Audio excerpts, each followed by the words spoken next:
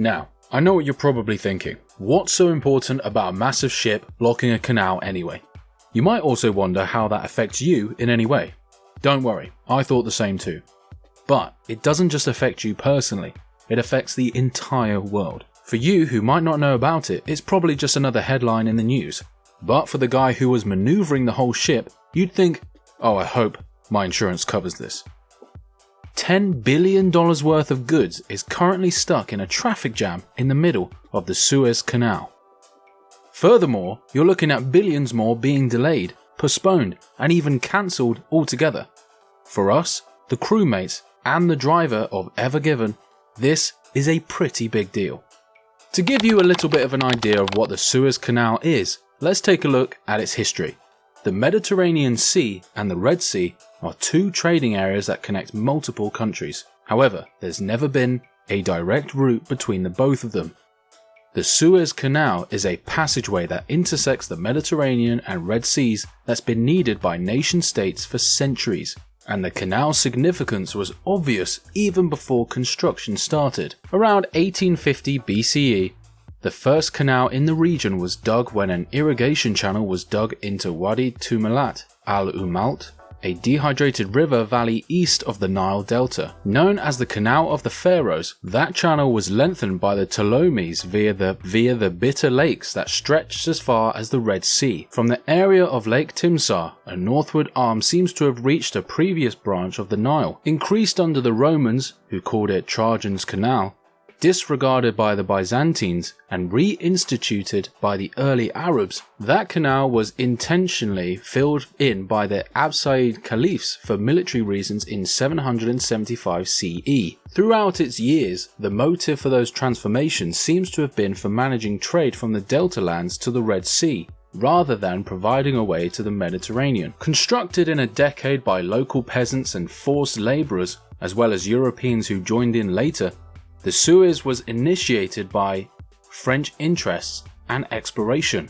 Initially, they dug only by hand with picks and baskets. After that, dredgers and steam shovels controlled by European labourers took over, and as dredging proved less expensive than dry excavation, the terrain was artificially flooded and dredged wherever it could be. Other than in a couple of areas where rock strata were met, the whole canal was driven through sand or alluvium. In August 1869, the waterway was finished, and it officially opened its doors, or waters to be exact, with a grand ceremony on November 17. Its geographical placement turned it into a junction in both of the 20th century's significant conflicts.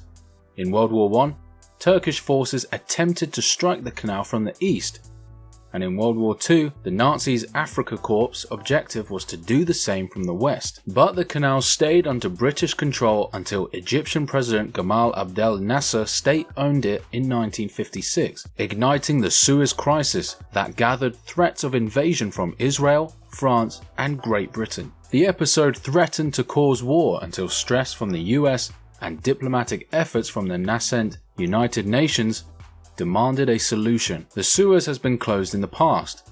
For 8 years from 1967, it turned into a margin between a warring Egypt and Israel, a battle that left more than a dozen ships, known as the Yellow Fleet, stuck in the canal for the duration. I guess history has a funny way of repeating itself, don't you think? But enough about the tedious history of the Suez Canal. Let's get into the reason why you're here. The question remains, what's so bad about a mammoth container ship getting stuck in a canal? So, just imagine this. You're in the business of trading. Your life depends on the Suez Canal to make trades all across the globe. But now, this huge container ship, known as the Ever Given, is getting in the way of that, and all trades that pass through the Suez Canal have come to a halt. What do? How do you get your containers and parcels across?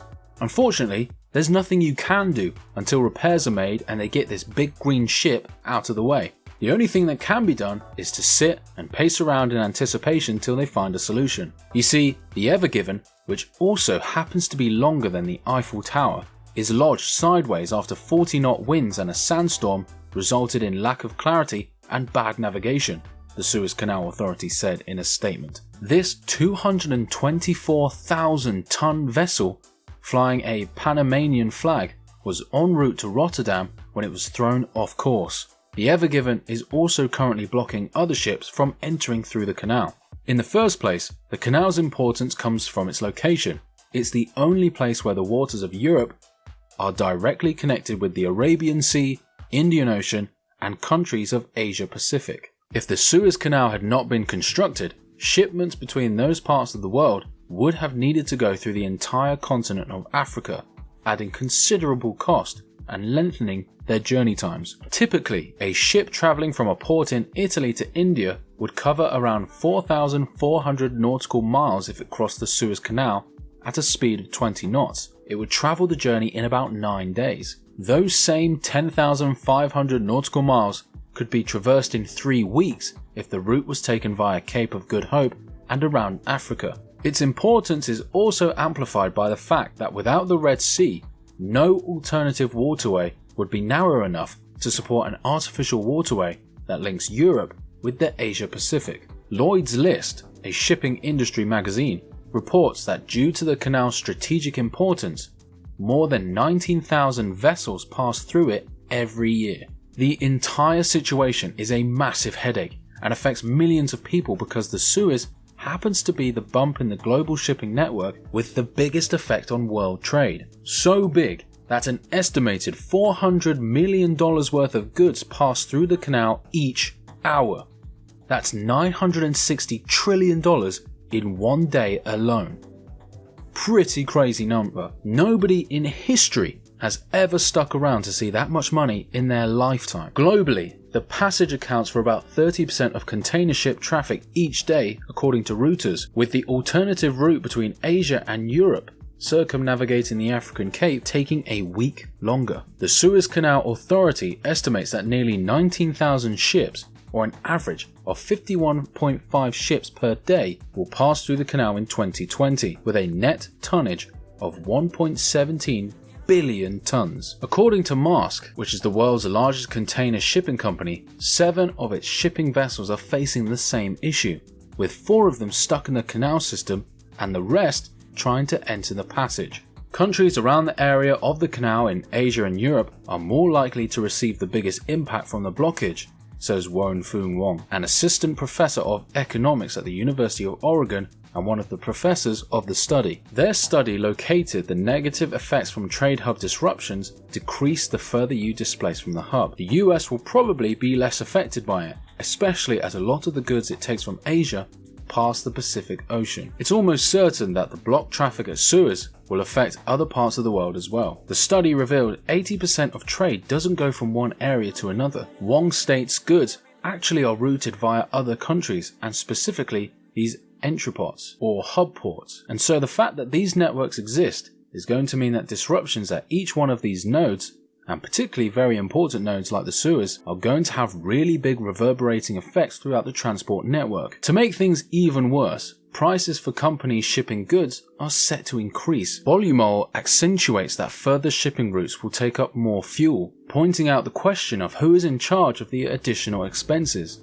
the shipper or the shipping line. The already incredibly high prices of shipping containers may continue to increase as well. Globally, 30% of global trade is shipped by sea, and disruptions are driving up supply chain costs. According to S&P Global Platts, the average cost to ship a 40-foot container increased from $1,040 last June to $4,570 on March 1st. The domino effect that's now in place is that transit time for a large number of container ships will be delayed, forcing container liners to cancel some shipments in order to reposition containers, states Eitan Buchman, Chief Marketing Officer at Freightos, which is an online marketplace specifically for freight shipping. Those cancellations will then make available container space sparser, which means higher rates. As a consequence of the COVID-19 outbreak, global trade was already becoming stagnant. The present events at Suez are further straining the system. If you think your life in the pandemic is a cross to bear,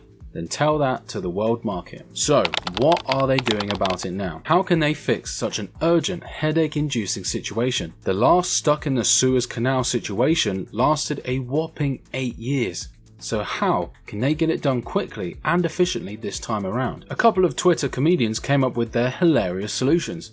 One tweeted, My ambitious plan to free the boat is to push a huge cotton bud swab up the canal. Another offered to rotate the Ever Given 90 degrees clockwise on Photoshop.